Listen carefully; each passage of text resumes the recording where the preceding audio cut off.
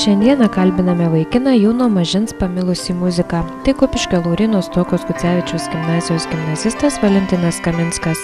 Jis buvęs Kupiškio meno mokyklos mokinys, įvairių konkursų laureatas, grojantis ne vienu muzikos instrumentu. Susidomėjimas muzika atsirado dar nelankant mokyklos. Aš pats muziką suprantu tai kaip tam tikrą gyvenimo būdą ir kai galbūt daugiau mažiau ją įvaldžiau, tai jau nebegalėjau jos palikti vien dėl to, kad tam tikras problemas galbūt ir sprendžiu muzikos pagalba. Pavyzdžiui, jeigu, tarkim, visiems žmonėms būna liūdnų akimirkų arba tų sunkių galbūt taip, tai vieni puola įsipasako draugam, kiti, nežinau, rašo laiškus, tam tikras kitas knygas ar panašiai. Aš savo galbūt išgyvenimus išlieju muziką ir tam tikrą improvizacijos galbūt formą ir man tada vėl gerai. Tai galbūt tai man padėjo tam tikrą muziką plėtoti ir panašiai. Tai kai baigiau muzikos mokyklą, aš nusprendžiau ją tęsti toliau, mokytis ten išplėstinį kursą, kam man ir buvo suteiktos galimybės. Ir tos pačios muzikos mokyklos pagalbos, su to pačiu savo kolektyvu, kurį beje ir subūrė muzikos mokykloje, mes apkeliavom labai daug ir sudalyvavom daugybę konkursų, kur irgi galbūt galima traktuoti kaip muzikos mokyklą, bet kartu ir tai nėra tik muzikos mokyklos rėmai, nes mes pamatėm daug garsių žmonių, kurie kartu su mumis kartais konkuravo, kartais tiesiog dalyvavo. Mūsų mokytojas suteikė galimybę tiesiog pabendrauti su kitais kviestiniais svečiais, tokiais kaip Levickio mokytoja, garsioje mūsų žinomo akordeonisto, arba kaip Šliekonytė, tokie rusų akordeonistė. Tai va, tikrai puikūs žmonės ir mes turėjom galimybę tiesiog pabendrauti, kas realiai išeina iš muzikos mokyklos rėmų, bet dar kartu ir yra muzikos mokykla, tai taip įdomi. Kodėl būtent pasirinkai muzikos mokyklą mokytis groti su tais instrumentais? Galbūt dėl to, kad šeimoje mano krikšto tėvas grojo akordeonu, tėtis grojo akordeonu, mano babytė grojo akordeonu, senelis grojo bajanu, tai irgi tam tikrą prasme labai panašu į akordeoną. Mama yra grojus akordeonu, tai man tas akordeono garsas tikrai nebuvo svetimas. Bei aš pasipareiškiau norą tada, dar kai buvau 6 metų, sakau, mam, aš noriu groti. Mama, tai gerai, yra muzikos mokykla, galėsim tave vežti, leis pabandyk, kodėlgi ne. Nuo to ir prasidėjo viskas. Kupiškio muzikos mokyklą Valentinas pradėjo lankyti 7 metų. Jį mokė akordeono klasės mokytoja Genovaitė Bartaševičienė. Valentinas atvažiavo nepaprastai, bet tarpiškas vaikas buvo ir artistiškas. Ir jisai save pristatyti mokėjo ir save parodyti mokėjo. Ir visą laiką jis traukė akį, kiekvieno klausytojo, kiekvieno žiūrovo, kiekvieno dalyvio, jisai mokėjo šitą padaryti. Mes pradėjom nuo pirmos natos, pastatėm pirštuką ant boso, pastatėm solnatą, suieškojom ir pradėjom groti, įsivaizduokit savo. Ir dabar, kai pasižiūrim, kaip jisai groja, taip, visi pradedam šitaip. Pradedam mokytis nuo pirmos natos. Jisai lankstus buvo vaikas, bet žinokit, jeigu talentingas vaikas, tai kiekvieną pastabėlę, pažiūrėkit dabar televizijos šitie visi projektai, tai ateina vaikai dainuojantis, ateina vaikai ten šokantis, bet jisaigi tobulėja akise.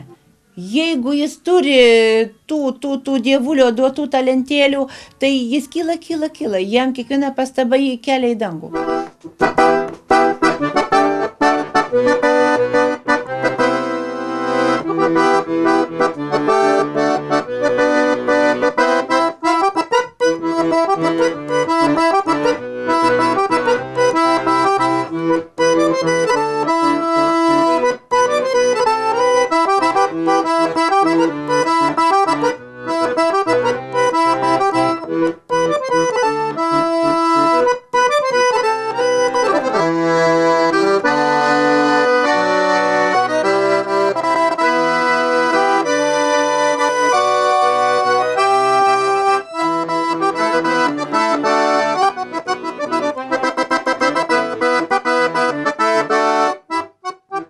Kūryba yra dar viena saviraiškos forma.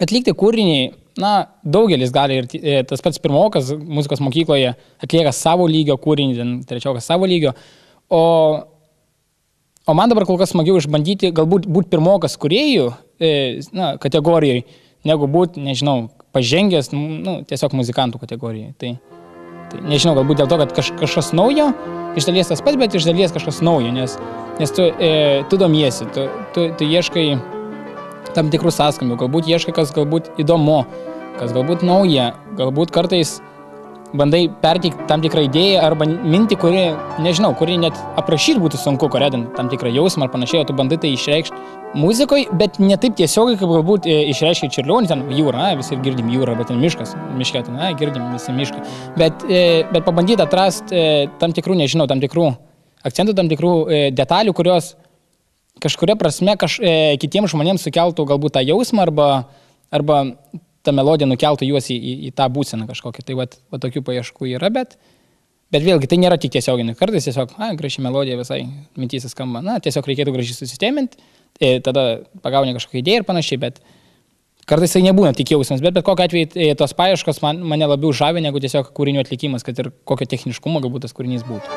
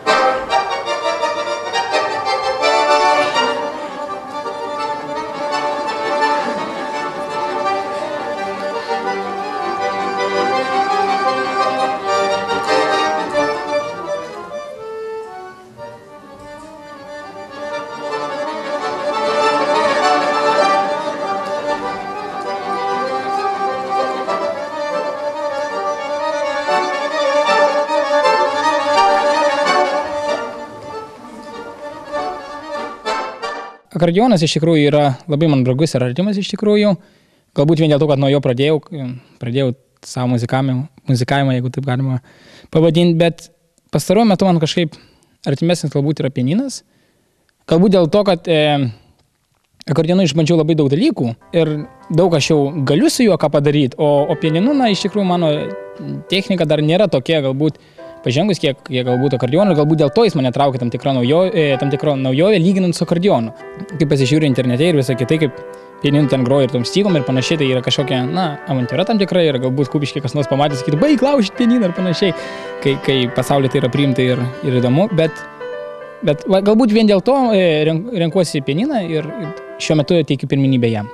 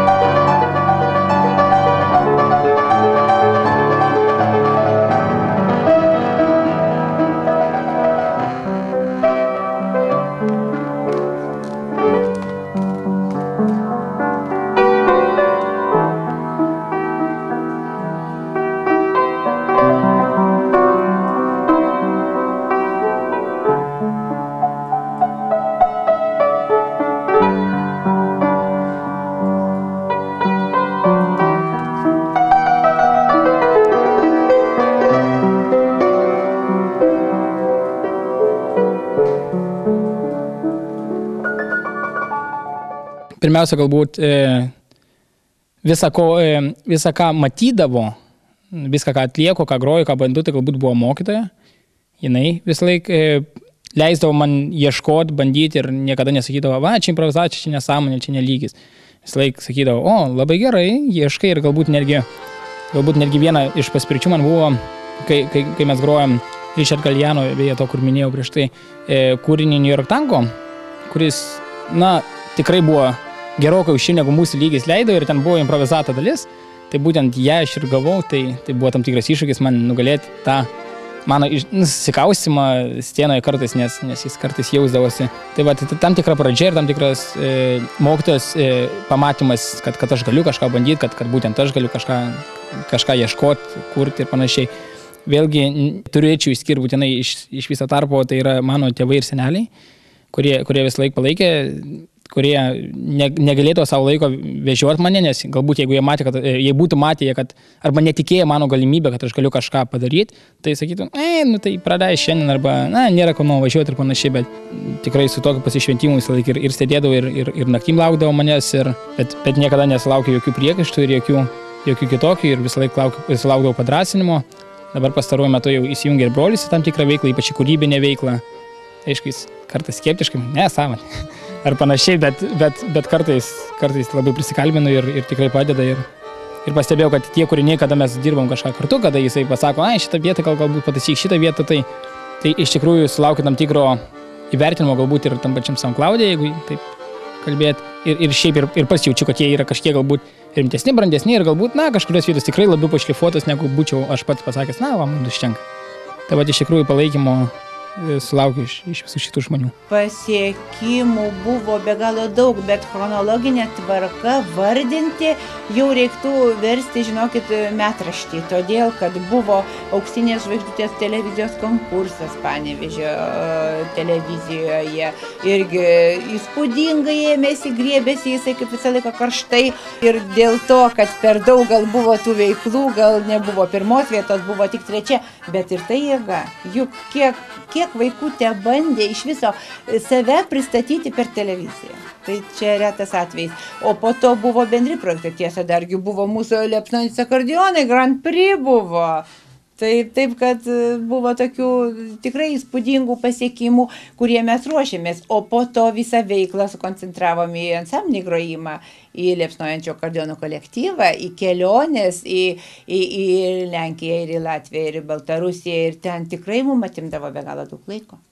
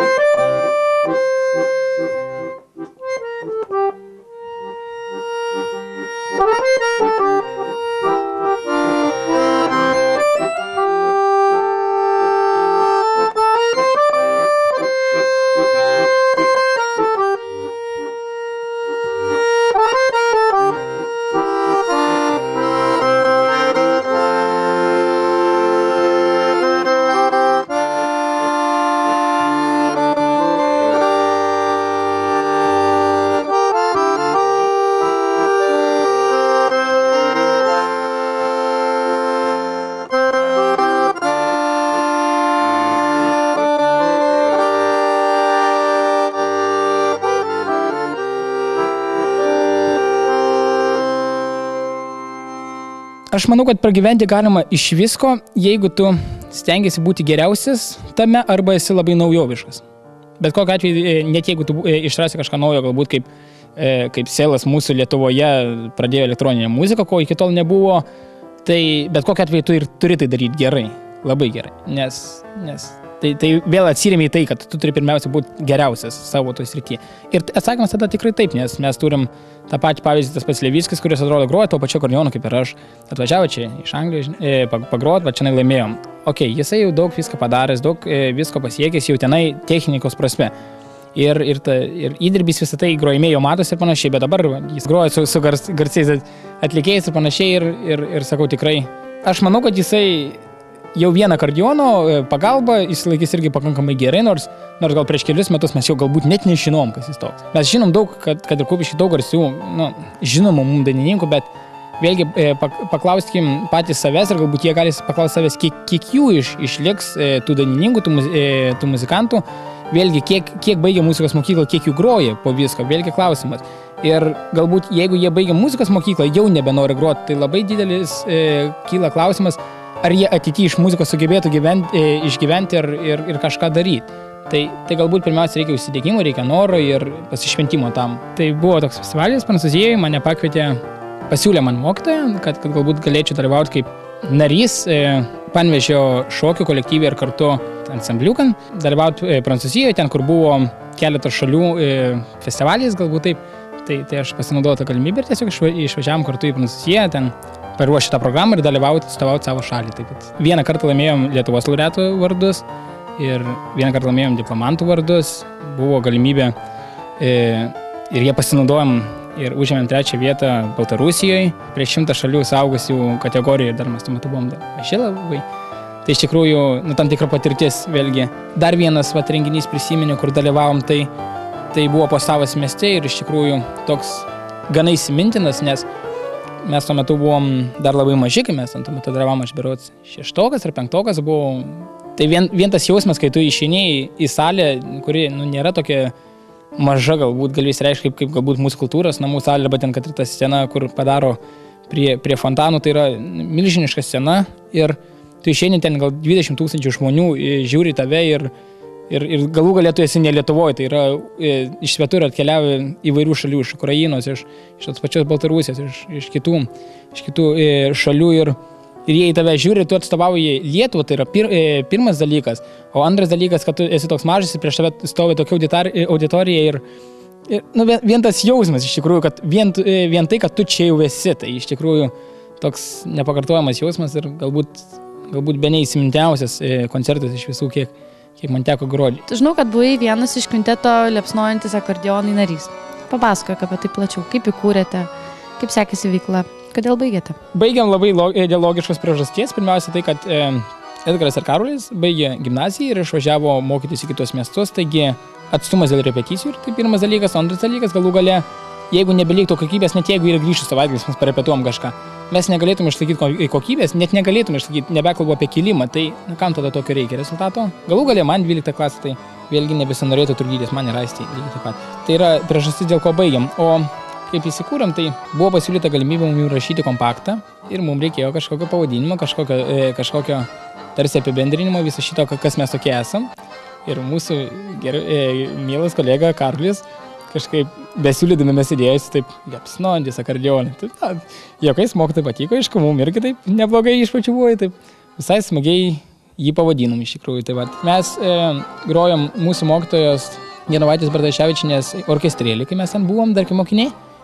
Ir iš to orkestrėlio nariai po truputį skirstėsi ir liko mes 5. Tai tas mūsų 5 ir tęsė savo kelionę su muzika.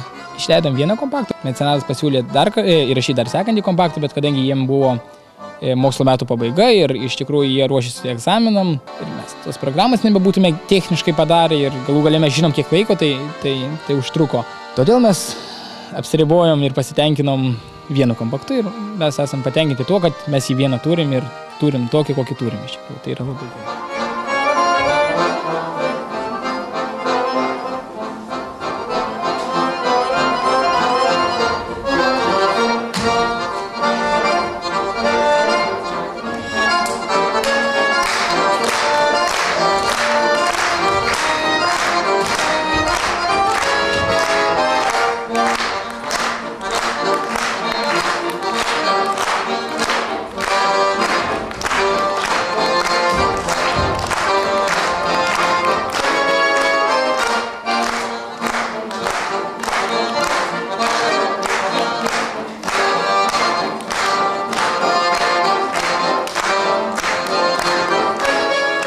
Ar patinka tavo šeimos nariam klausyti tavo muzikos? Na kaip, iš tikrųjų galiu pasakyti, kad ir patinka, ir kartais jau atsibosta. Nes kai aš nustebinu kitą žmogų, kuris negirdėjo to kūrinio mano naujai kurti, taip, tai tas pirmas įspūdis yra taip, labai gražu, labai, arba nesąmonė, arba, pirmas įspūdis galų gale. Iš tikrųjų, neapsiribokim tuo vienareikšmišku taip arba ne. Būna visokių aiškiai įvertinimų, bet kai namiškiai jie girdė tą kūrinį kartais nuo pat gimimo, nuo pat pirmų natų, arba tą pačią techniką, kai tu kažkoks pasažas, jis ne visą laiką išeina iš pirmo karto ir tai logiškai yra, tai tu jį repetuoji ir tai jau kartais taip įkrista, kad tas kūrinys būna maždaug, kūrinys neblogas, o šiaip tai jau lyg ir atsibodavo. Tai va, bet iš tikrųjų, aišku, jie labai priema geranoriškai viską ir ką aš labiausiai vertinu iš jų, jie visą laiką pasako savo tikrą nuomonę. Nebūna taip, man maždaug, žiauriai geras, eikit kokią nesąmonę, negirdėjau. Bent jau mama tai tikrai visą laiką labai tiesiai šviesiai pasako, nežinau, aš neklausyčiau, pavyzdžiui. Tada galvoju, gerai, jį neklausytų. Tai ką galima padaryti, kad ir jai patiktų, ir man patiktų. Tokių tam tikrų priverčia pagalvojimų ir kartais tikrai labai užveda ant to kelio arba kartais sulaiko tam, kad tas kūrinys nepasirodytų anksčiau laiko ir po to pat nereikėjo dar, kažką dar galėčiau pakeisti, bet lyg ir nebėra kaip keisti, lyg ir jau parodžiau kitiem, jau čia maždaug, čia toks kūrinys, po 5 minučių tas pats kūrinys jau kitokia versija. Kad taip nebūtų ir kad tokių variantų nebūtų, tai man labai ir padeda šeimos nariai su savo kartais tiesioginė kritika. Didžiausia gerbėja, ką galiu pasigirti, tai yra mano sesė. Ar esi linkęs eksperimentuoti su instrumentais? Vien tai, kad aš improvizuoju, manau, esu linkęs eksperimentuoti su instrumentais, bet iš tikrųjų labai įdomu išbandyti ir visus naujus instrumentus, kokius man tik suteikia galimybę. Tai galbūt toks vienas iš tokių, nežinau, žmonėm labiausiai neįprastų galbūt yra vargonai. Tai turėjau galimybę 2 kartus viešai groti vargonais ir iš vakaro man pasakė, kad reikės groti mišiom. Ir tai buvo iš tikrųjų tam tikras išbandymas, nes aš nežinau, kokį realiai repertuarą gieda choristai. Nemanau, kad kiekvieną dieną mes grojam mišiom, tas, kas tuo neužsiem. Tai va, ir kitą kartą buvo galimybė tiesiog pagroti vieną giesmę per senelių auksinės vestuvės. Tai va, bet tą giesmę buvau paruošęs jau namie, viskas tai nebuvo toks, nežinau, tokia avantūra. Pabandom. Tai va, tokiais pabandymais galbūt ir muzikinė prasme eksperimentais, ir instrumentų prasme, ir iš tikrųjų būtų labai įdomu pabandyti kokią arfą iš tikrųjų, ko Kupišky neturim, arba smuiką, arba violončelę, ką Kupišky turim. Violončelės nelabai, bet kokį smuiką, ką Kupišky turim, bet davė man bandyti idėją, dar kai seniau grojom trio, kai buvo pianinas, vokalas ir smuikas, tai man šiek tiek davė, bet aš vis laik bijau labai sulaužyti kažkaip vis tiek, ne kiek sulaužyti, bet ten paėmė ir taip labai, taip ir kažkaip žiūri į veidą, maždaug kažką darėjau, matau, kad turbūt negalima taip daryti gerai, tada nedarom taip. Tai va, bet iš tikrųjų tam tikrai pabandymai, tam tikrai eksperimentai tiek su naujais instrumentais, tiek pačios muzikos kūrime ir improvizavime, tai mane vis laik žavėjo ir man buvo įdomu. Ar yra dalykas, ką norėtum laimėti ir tu galvoji, tas prizas ar konkursas ar vertinimas? Kas susijęs su muzika šiuo metu ne. Bet žinoma, būtų smagu galbūt pagroti kartu su Richard Galliano arba pavyzdžiui su, Grayson Mansfield arba pavyzdžiui Maksim Ravica arba dar kažko. Tai yra tam tikri žmonės, kurie turi savo stilių ir kurie mane viena ar kita prasme žavi, bet tai yra tik tam, tai nėra kažkoks mano gyvenimo tikslas ar svajonė, bet jei papultų tokią galimybę, tai manau, netgi nepagalėčiau kažkiek investuoti, kad galėčiau tokią galimybės nepraleisti, kad galėčiau.